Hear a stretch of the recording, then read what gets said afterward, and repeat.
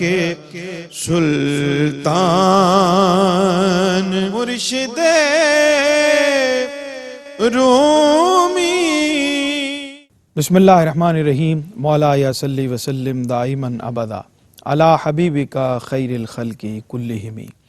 سید و سرور محمد نور جاں، سید و سرور محمد نور جاں، بہتر و مہتر شفیع مذنباں۔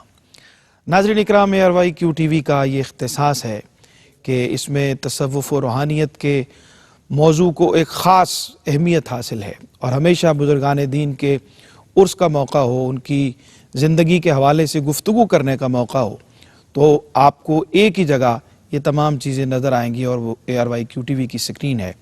آج ہم جس شخصیت کے حوالے سے پروگرام لے کر آپ کی خدمت میں حاضر ہوئے ہیں، تصوف کی تاریخ کا مطالعہ کریں، شاعری کی تاریخ کا مطالعہ کریں، حکمت و دانش اور دانائی کی بات کو کرنے کے سلیقے اور کرینے کا ذکر کریں، تو ایک شخصیت جس کے بغیر یہ تذکرہ مکمل نہیں ہوتا وہ حضرت مولانا جلال الدین رومی، جن کو مولا روم کہا جاتا ہے، مرشد اقبال جن کو کہا جاتا ہے، ان کا ذکر کیے بغیر تصوف کا، روحانیت کا، شعر و سخن کا، حکمت و دانائی کا، اور عشق الہی کا، معرفت کا، حقیقت کا، تمام تر اتنے موضوعات مولانا کے تصانیف میں، ان کی شاعری میں، ان کے ذکر میں ہمیں ملتے ہیں کہ جس کا احاطہ کرنا بہت مشکل ہے۔ فارسی زبان کی اگر بات کریں، فارسی ادب کی بات کریں، تو اس میں جو بنیادی کتب فارسی کی ہیں اور جن کے بغیر فارسی شاعری کا اور فارسی ادب کا تذکرہ مکمل نہیں ہوتا، اس کا ذکر بھی مولانا روم کے بغیر مکمل نہیں ہوتا۔ تو آج اس خصوصی پروگرام میں ہم ذکر کریں گے حضرت مولانا جلال الدین رومی رحمۃ اللہ علیہ کا، ان کے حالات زندگی کا، ان کے تصورات تصوف کا، تصوف کے حوالے سے ان کی تعلیمات کا، اور ان کے کلام میں جو چاشنی ہے، ان کے کلام میں جو تاثیر ہے، آج بھی مثنوی مولانا روم پڑھی جاتی ہے تو اس کے اندر تاثیر کی وہی لہریں تازگی کے ساتھ ہمیں اپنے دلوں کے اندر اترتی ہوئی محسوس ہوتی ہیں۔ تو آج ان کا ذکر ہوگا، اور ہماری خوش بختی ہے کہ ہمارے ساتھ بہت ہی معتبر، بہت ہی محترم دو شخصیات تشریف فرما ہیں۔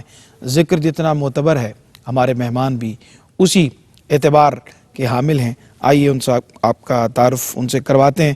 تشریف فرما ہیں ہمارے ساتھ جناب خواجہ غلام قطب الدین فریدی صاحب، زیب آستانہ عالیہ خواجہ محمد یار فریدی رحمۃ اللہ علیہ۔ ہمیشہ آپ تشریف فرما ہوتے ہیں، اور خاص طور پہ جب موضوع تصوف ہو، روحانیت ہو، اور کسی روحانی شخصیت کا ذکر ہو، تو آپ کی موجودگی سے یقیناً ہمیں ایک تقویت حاصل ہوتی ہے۔ آپ کی تشریف آوری کا بہت شکریہ۔ ہمارے ساتھ تشریف فرما ہے قابل صد احترام جناب صاحبزادہ پیر خالد سلطان قادری صاحب، زیب آستانہ عالیہ حضرت سلطان باہو رحمۃ اللہ علیہ، اور آپ ممبر ہیں اسلامی نظریاتی کونسل کے، اور روحانیت کے، تصوف کے حوالے سے اور تصوف کی گفتگو کے حوالے سے آج دونوں شخصیات ہمارے لیے بہت قابل صد احترام ہیں۔ گفتگو کا آغاز کرتے ہیں۔ جناب خواجہ غلام قطب الدین فریدی ہمارے ساتھ تشریف فرما ہیں، اور ذکر ہم کرتے ہیں مولا روم کا، اور ان کا حالات زندگی سے ذکر کریں، ان کی ابتدائی حالات، ان کی تعلیم و تربیت، ولادت، جس پہ آپ گفتگو فرمانا چاہیں۔ شکریہ۔ بسم اللہ الرحمن الرحیم۔ شکریہ ڈاکٹر صاحب۔ Q TV کو یہ اعزاز حاصل ہے کہ ان شخصیات کے بارے میں لوگوں کو آگاہ کرنے کے لیے، ان کے مقام و مرتبہ پہ حسب استطاعت گفتگو کرنے کے لیے یہ اہتمام کرتے ہیں، اور یہ بہت قابل تعریف بات ہے، اور اس کی جتنی تعریف کی جائے کم ہے۔ آج حضرت عارف رومی کے حوالے سے یہ پروگرام آپ کر رہے ہیں۔ عارف رومی کی شخصیت نابغہ روزگار شخصیت تھی۔ بے شک۔ ان کے جس طرح آپ فرما رہے تھے کہ وہ ان کے مثنوی کے بغیر وہ ذکر مکمل نہیں ہوتا، تو میں یہ عرض کروں گا کہ مثنوی ایک ایسی عارف رومی کا وہ کلام ہے کہ جس کی جگہ کوئی اور کلام پر نہیں کر سکتا. کیا بات، سبحان اللہ، سبحان وہ اپنی مثال آپ ہے. واہ. اور ان کی شخصیت کا یہ اعجاز ہے کہ بڑے بڑے فلاسفر علامہ اقبال جیسے، ان کو مثنوی پڑھ کر یہ احساس ہوا کہ بو علی اندر غبار ناکا گم، واہ واہ. بو علی اندر غبار ناکا گم، دست رومی پردہ محمل محمل گرفت. گرفت. واہ.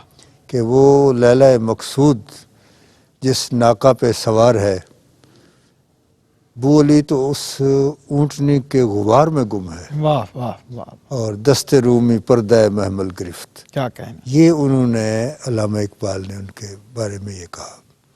اور یہ بھی فرمایا کہ صحبت پیر روم سے مجھ پہ ہوا ہے راز فاش. واہ واہ. صحبت پیر روم سے مجھ پہ ہوا ہے راز فاش. لاکھ حکیم سر بجیب، ایک کلیم سر بکف. واہ واہ.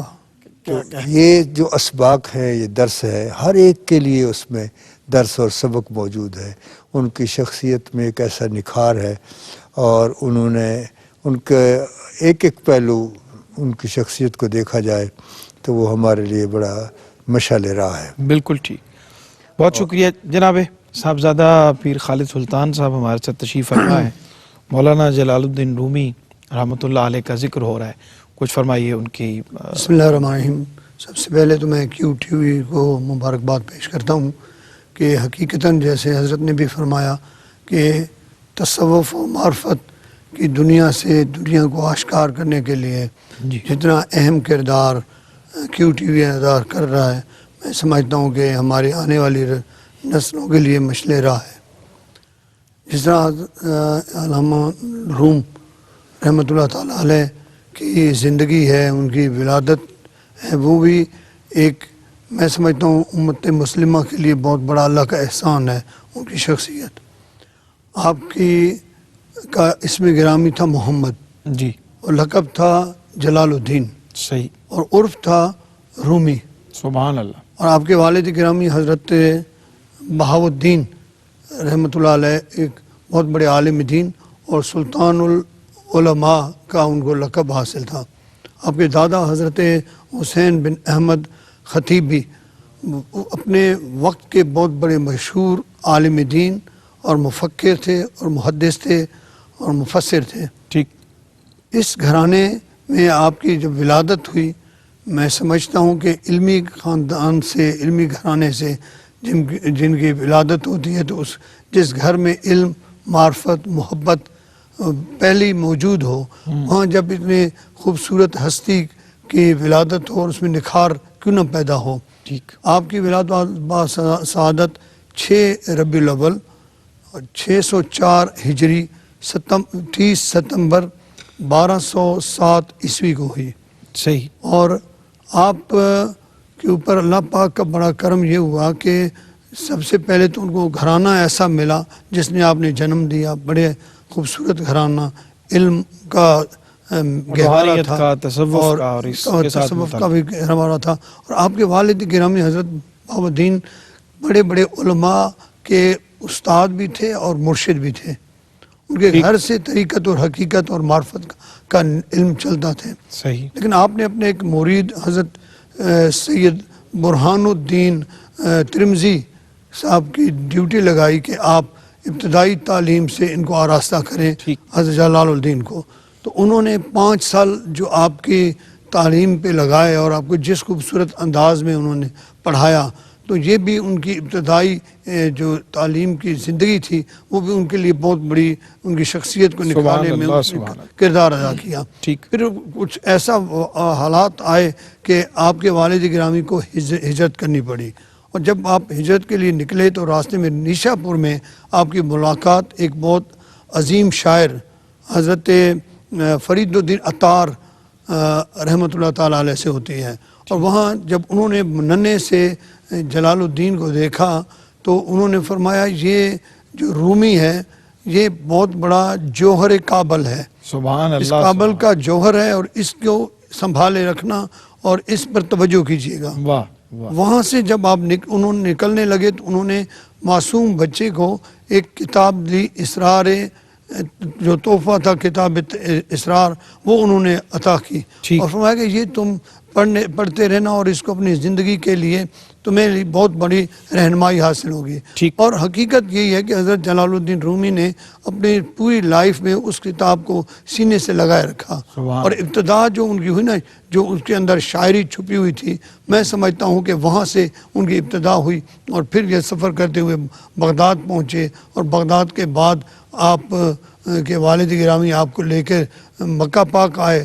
آپ نے چھوٹی سی عمر میں والد صاحب کی رفاقت میں حج بیت اللہ ادا کیا، رسول اللہ صلی اللہ علیہ وسلم کے روزے پہ حاضری دی، اور اس کے بعد واپس جب آئے بغداد شریف، اور بغداد سے ہوتے ہوئے جب آپ آذربائیجان آتے ہیں تو یہاں کی ملکہ نے آپ کے والد گرامی حضرت برہان الدین صاحب کے خدمت میں ریکویسٹ کی کہ آپ مہربانی کریں کہ یہاں پر آپ اپنا بود و باش رکھیں۔ ٹھیک۔ آپ کی خواہش پہ وہاں مدرسہ بنایا گیا، اور آپ نے حضرت بہاؤالدین صاحب نے تقریباً 7 سال وہاں پر درس دیا، اچھا، اور وہاں مدرسہ قائم رہا، اور 7 سال ظاہر ہے جب دنیا کے طلباء آ کر وہاں پر علم حاصل کرتے تھے تو ساتھ ظاہر ہے حضرت جلال الدین رومی نے بھی اپنے والد گرامی کے بارگاہ میں بیٹھ کر جو علم حاصل کیا ہے، میں سمجھتا ہوں اس سے جو آپ کے اندر مزید نکھار پیدا ہوا اس کی تو کوئی مثال نہیں ہوتی۔ کیا بات، سبحان اللہ سبحان اللہ۔ ناظرین اکرام، حضرت مولانا جلال الدین رومی رحمۃ اللہ علیہ کے حوالے سے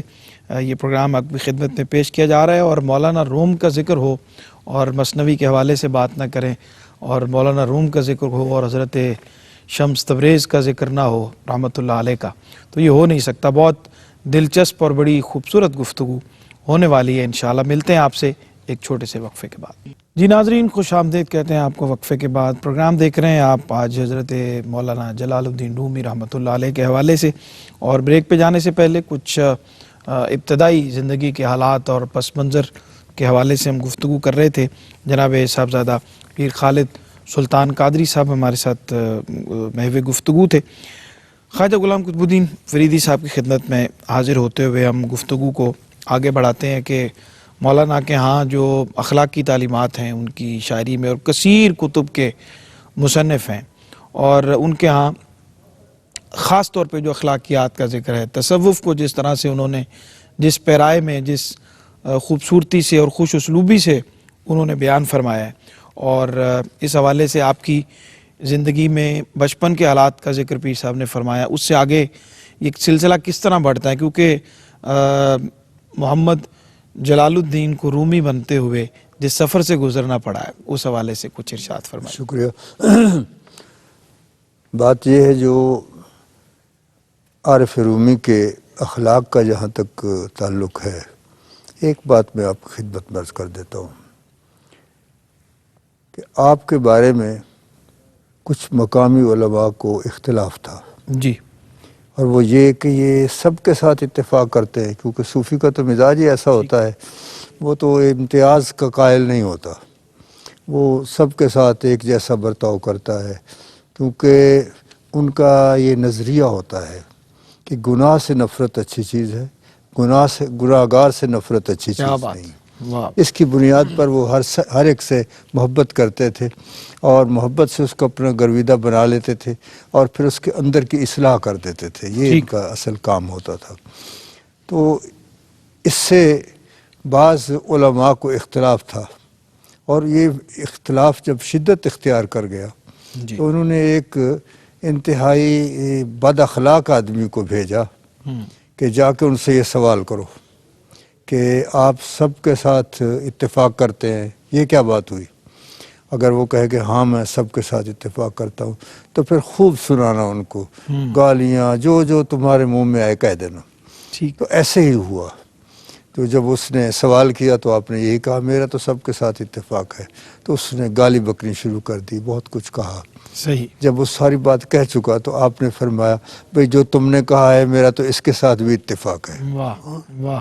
اب یہ جو حوصلہ ہے یہ کسی عارف کا ہی ہو سکتا ہے، کوئی عام آدمی کا نہیں. یہ تو تھا ان کا اخلاق اور ان کے حوالے سے ایک مثال چھوٹی سی ریاض کی. اور انہوں نے یہ مقام کس طرح حاصل کیا. وہ بہت بڑے عالم تھے، جس طرح حضرت نے ان کے ابتدائی حالات بتائے ہیں. ان کے اندر جو تبدیلی آئی وہ حضرت شاہ شمس تبریز کہ جو ان کے پاس نظر شفقت ہوئی، ان سے نسبت ہوئی، اس کی وجہ سے ہوئی. ٹھیک. اب دیکھنا یہ ہے کہ یہ کام کس طرح سے ہوا. اس کی مختلف روایات ہیں، 3 روایات ہیں، شاید اس سے زیادہ بھی ہوں. ایک تو یہ کہ آپ بہت بڑے عالم تھے اور پڑھا رہے تھے، کتابوں کا ڈھیر تھا. ٹھیک. اور درویش آیا تو اس نے پوچھا مولوی چیست، مولانا یہ کیا ہے؟ تو انہوں نے کہا یہ مختلف فنون ہیں، ادب ہے، منطق ہے، فلسفہ ہے، فقہ ہے، اصول فقہ ہے، نحو ہے، صرف ہے، تفسیر ہے، حدیث ہے. اب اس درویش کو کون کون سی بتائیں؟ تو انہوں نے کہا مختصر بات کر کے فارغ ہونا چاہیے. انہوں نے کہا درویش ای سر ریست کہ تو نمی دانی. درویش یہ وہ راز ہے جس کو تو نہیں جانتا. ٹھیک. تو پھر انہوں نے ایک روایت یہ ہے کہ انہوں نے اس کتابوں کو اٹھا کر حوض میں ڈال دیا، اور ایک روایت یہ کہ انہوں نے اس کو آگ لگا دی. ٹھیک. وہ تو ایک کوہرام برپا ہو گیا کہ وہ تو مولوی کا علم تو ان کتابوں کے اندر تھا جو کلمی کتابیں تھیں. تو خاصا ناگفتہ بے صورتحال پیدا ہو گئی. تو آپ نے فرمایا کیوں گھبرا رہے ہو؟ وہ ہاتھ ڈالا پانی میں اور وہ خشک کتابیں نکال کر باہر رکھ دی. اللہ اکبر. تو انہوں نے کہا درویش ای چیست، درویش یہ کیا ہے؟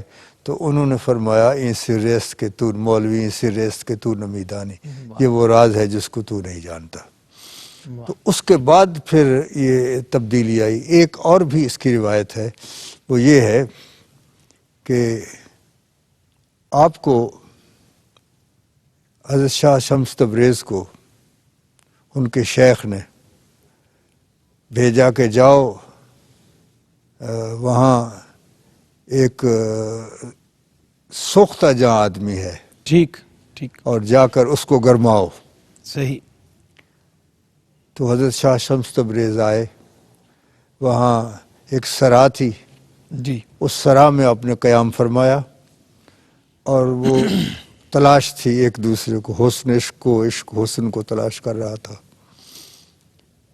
تو بڑے آب و تاب کے ساتھ مولانا روم جب گزرے تو شاہ شمس تبریز نے ایک سوال کیا. انہوں نے کہا ریاضت اور مجاہدے کا مقصد کیا ہے؟ ٹھیک. تو انہوں نے فرمایا اتباع شریعت. صحیح.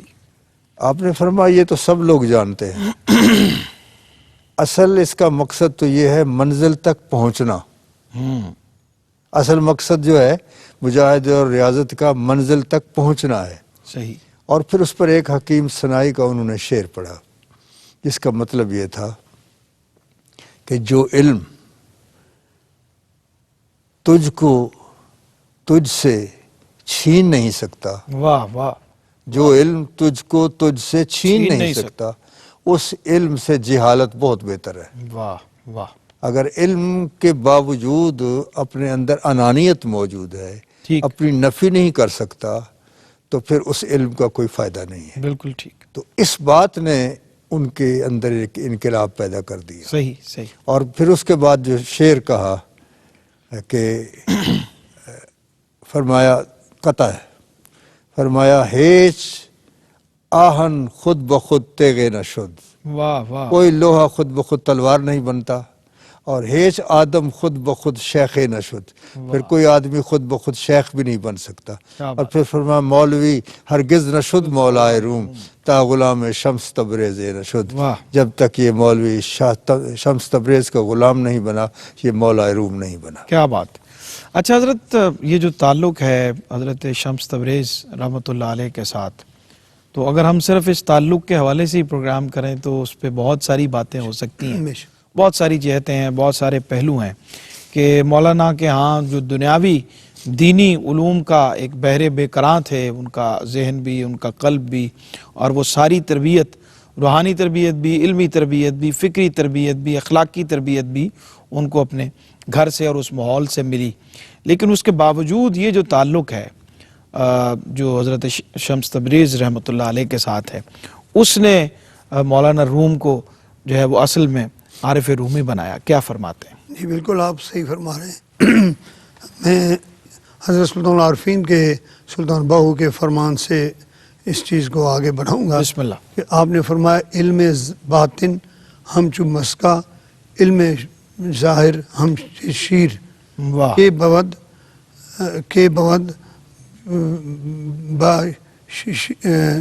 با مسکا شیر کے بود بے پیر و پیر.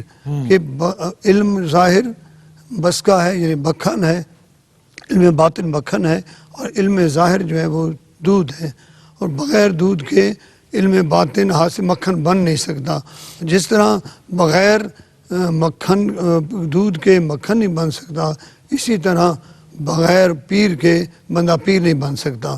اور پھر آگے آپ نے فرمایا علم راہ ہے، مرشد رہنما ہے. جس کو راہ و راہ پر مل گیا وہ بادشاہ ہے. سبحان اللہ. حقیقت جو یہی ہے کہ حضرت کے اندر بہت زیادہ علم کا خزینہ تھا، ظاہری علوم کا ظاہری علم ہر جگہ سے ملا. لیکن ابتدا کہاں سے ہوئی؟ جب فرید الدین عطار سے ملاقات ہوئی بچپن میں. جی. اس کے بعد وہ تمام خزانہ جو باطن کا تھا وہ آپ کے اندر محفوظ تھا. اب اس کو عیاں کرنے کی ضرورت تھی. وہ کس طرح منکشف ہو، کس طرح ظاہر ہو، اور اس خزانے کو کس طرح لوگوں میں تقسیم کیا جائے تاکہ آنے والی نسلوں تک وہ فیض جاری و ساری رہے.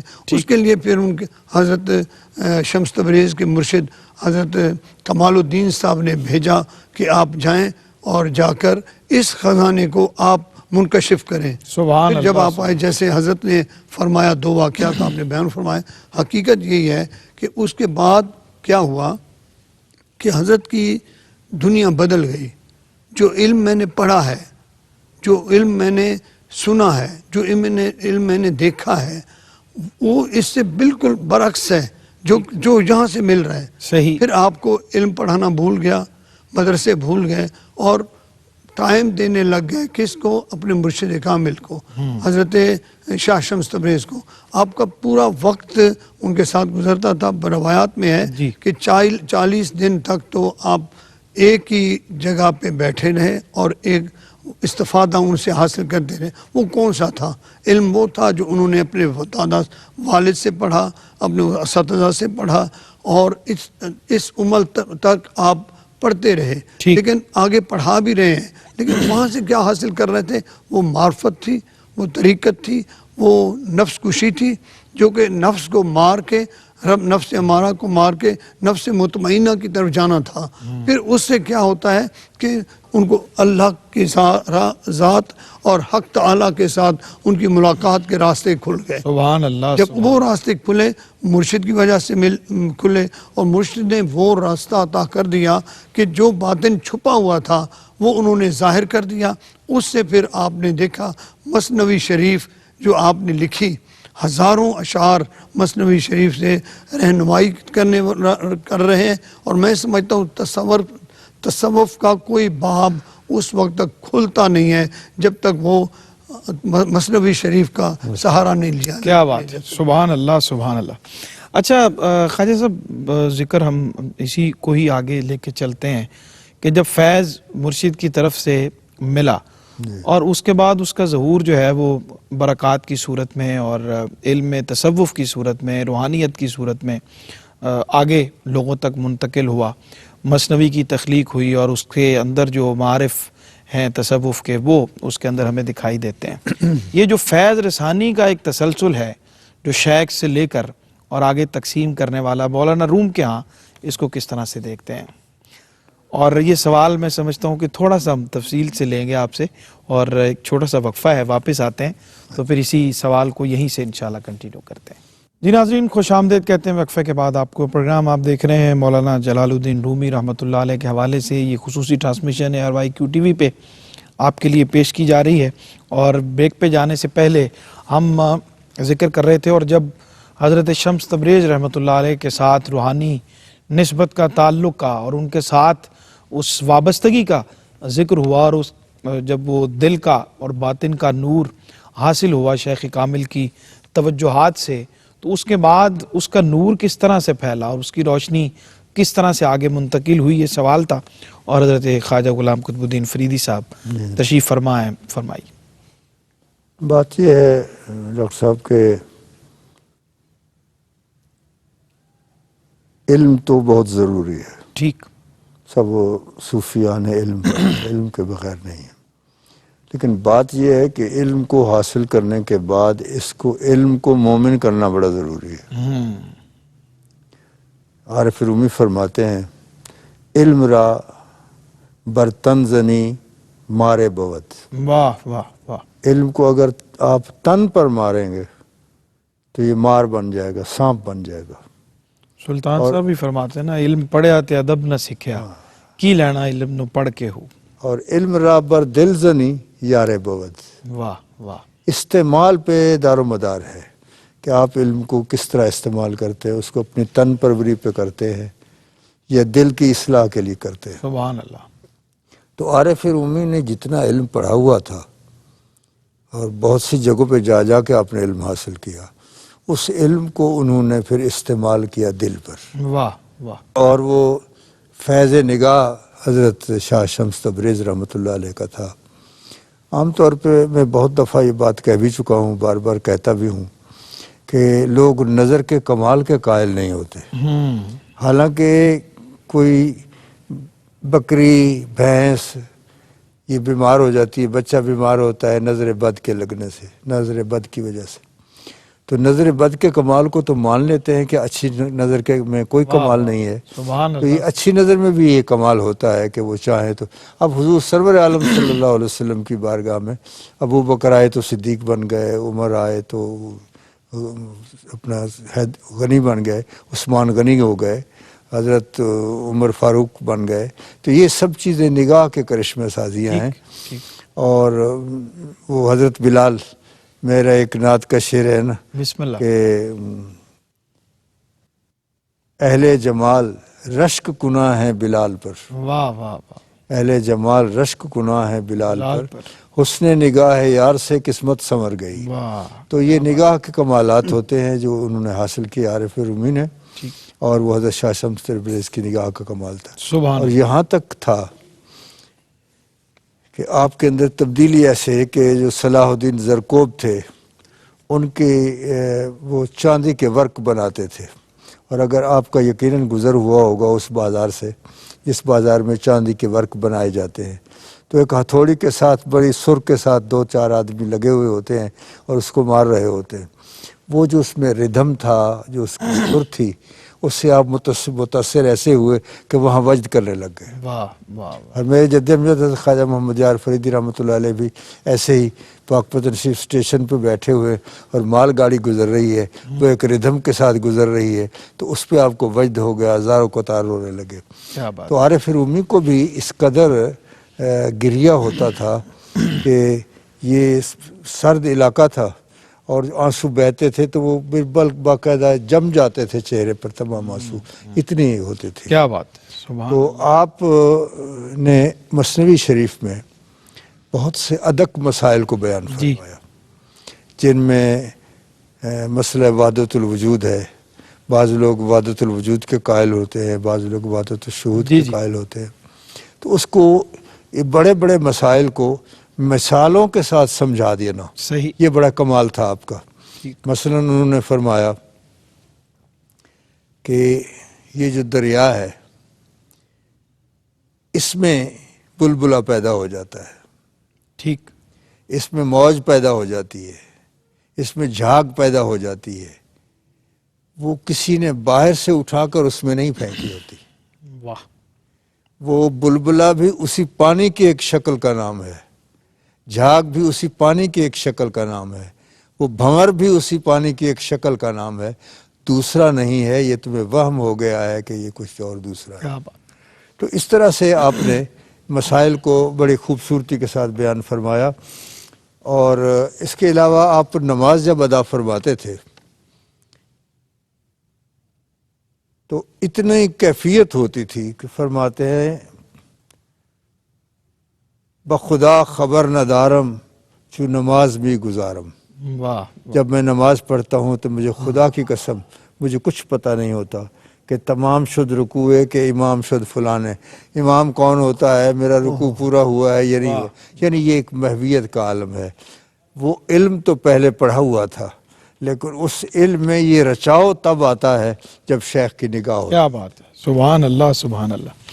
حضرت کیا فرماتے ہیں مثنوی کے حوالے سے کچھ آپ ارشاد فرمائیے، اس کے جو موضوعات ہیں خاص طور پہ اس حوالے سے، اور پھر مولانا کا جو مدار ہے کونیا میں اور آپ کا جو وصال مبارک ہے، ان چیزوں کو ذرا آپ سمیٹ لیجئے اپنی گفتگو میں. حقیقت یہ ہے کہ حضرت سلطان باہو نے بھی ایک جگہ فرمایا کہ علم باج کرے فقیری کافر مرے دیوانہ ہو. علم کے بغیر تو فقر نہیں مل سکتا، اور فقر ملتا تب ہے جب علم ہوتا ہے. سب سے پہلے اپنے مراحل طے کیے علم کے، علم حاصل فرمایا، اور اس کے بعد فقر کیسے ملا. نگاہ ولی میں وہ تاثیر دیکھی، بدلتی ہزاروں کی تقدیر میں دیکھی. آپ پر جب اللہ والے کی نگاہ ہو گئی تو تقدیریں بدل گئیں. یک زمانہ صحبت باولیا بہتر 100 سال اطاعت بیریا. ایک لمحہ اللہ والے کی صحبت میں بیٹھنا 100 سال کی بیریا عبادت سے افضل ہے.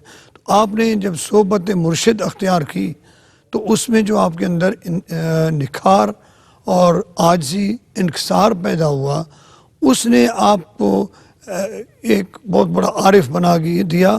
اور جب آپ نے مثنوی شریف لکھی تو اس کی انتہا تو یہ ہے کہ اگر ان کے تمام پہلوؤں کو دیکھا جائے تو عقل حیران ہوتی ہے. لیکن میں جس چیز کو دیکھتا ہوں وہ یہ کہ ایک شخص نے آقا نعمت سرکار دو عالم نور مجسم صلی اللہ علیہ وسلم کی زیارت کی خواب میں، اور آقا پاک صلی اللہ علیہ وسلم کے ہاتھ میں مثنوی شریف ہے، اور جو آپ نے درس دیا ہے وہ قرآن کا درس ہے، اور جو آپ نے سبق دیا ہے وہ شرح کی ہے قرآن مجید کی، اور جس سے لوگوں کو آشکاری بھی مل رہی ہے، ان کو فیضیابی مل رہی ہے.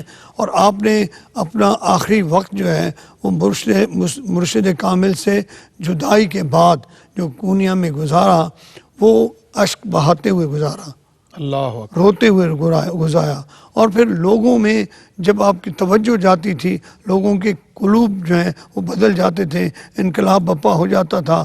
اور حتیٰ کہ ایسا وقت بھی آ گیا کہ جب آپ جذب کی حالت میں آئے تو اس دنیا فانی سے اللہ پاک کی بارگاہ میں باقی دنیا میں تشریف لے گئے. اور آپ کا مزار مقدس آج بھی مرجع خلائق ہے، اور دنیا جاتی ہے کونیا میں، اور وہاں جا کر حضرت عارف روم کے بارگاہ میں حاضری دے کر وہاں سے فیضیاب ہوتی ہے. اور آپ کا فیض ہی میں سمجھتا ہوں کہ معرفت کی دنیا میں جو لوگ قدم رکھتے ہیں ان کے لیے میں سمجھتا ہوں کہ جب تک وہ عارف روم کو نہیں سمجھے گا وہ معرفت کی حقیقت کو سمجھ نہیں پائے. سبحان اللہ سبحان اللہ. واہ حضرت، کیا پیغام ارشاد فرماتے ہیں آج کی اس گفتگو کے حوالے سے، مولانا کی تعلیمات کے حوالے سے، ان کے ذکر؟ عارف رومی کے ہاں تو انہوں نے مسائل بڑے بڑے مشکل مسائل انہوں نے آسانی کے ساتھ بیان کیے ہیں. انہوں نے ایک انا للہ و انا الیہ راجعون کا جو ترجمہ خوبصورت فرمایا، جی وہ فرماتے ہیں کہ صورت از بے صورتی آمد بروں. واہ واہ واہ. یہ صورت جو ہے یہ بے صورتی سے ظاہر ہوئی ہے، اور بعض شد انا الیہ راجعون، اللہ اکبر، اور پھر اسی کی طرف واپس لوٹ گیا. کیونکہ کل شین یرجو الی اصلہ، ہر چیز اپنی اصل کی طرف واپس لوٹتی ہے. تو ہم آئے بھی وہیں سے ہیں اور ہم نے پھر واپس بھی وہیں جانا ہے. تو اس کائنات میں آنے کا مقصد یہاں رہنا نہیں ہے، آنا ہے کچھ حاصل، جو بھی کفن لے کے ہم نے واپس چلے جانا ہے. یہ ہے صورت. اور دوسری بات یہ ہے کہ عارف رومی نے ساز کو صحیح معنوں میں سمجھا ہے.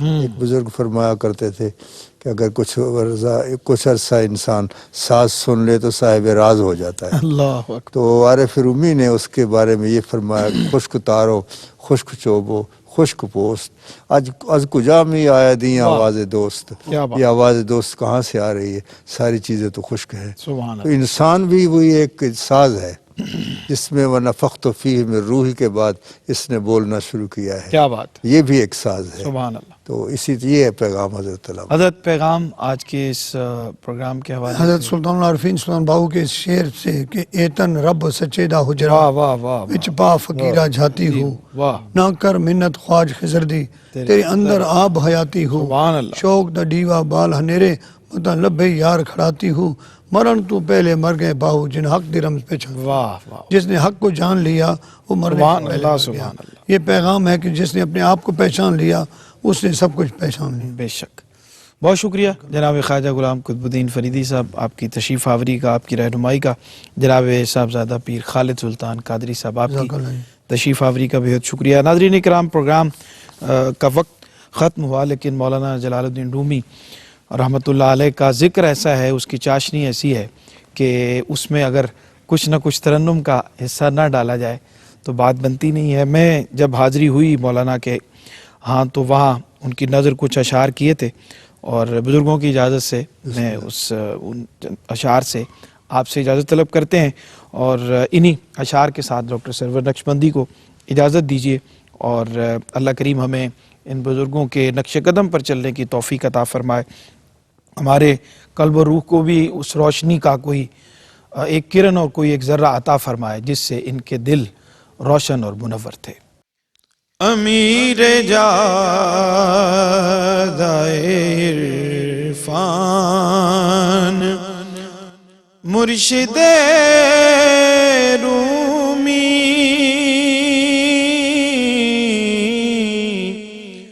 دل و نگاہ کے سلطان مرشد رومی امیر جادہ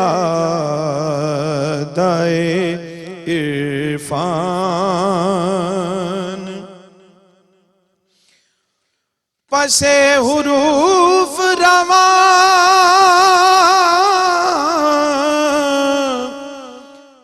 پس حروف رواں لہر عشق و سوز و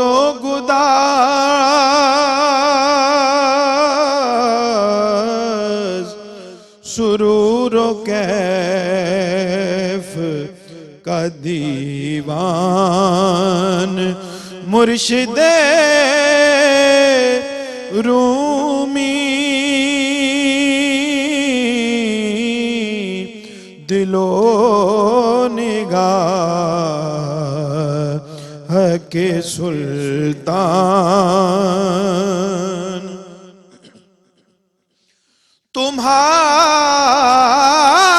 در پہ پہنچ کر دکھائی دیتا ہے نگار خانہ امکان مرشد رومی دل و نگاہ کے سلطان مرید حضرت اقبال در پہ حاضر ہے ہو اس کے درد کا درمان مرشد رومی دل و نگاہ کے سلطان مرشد روح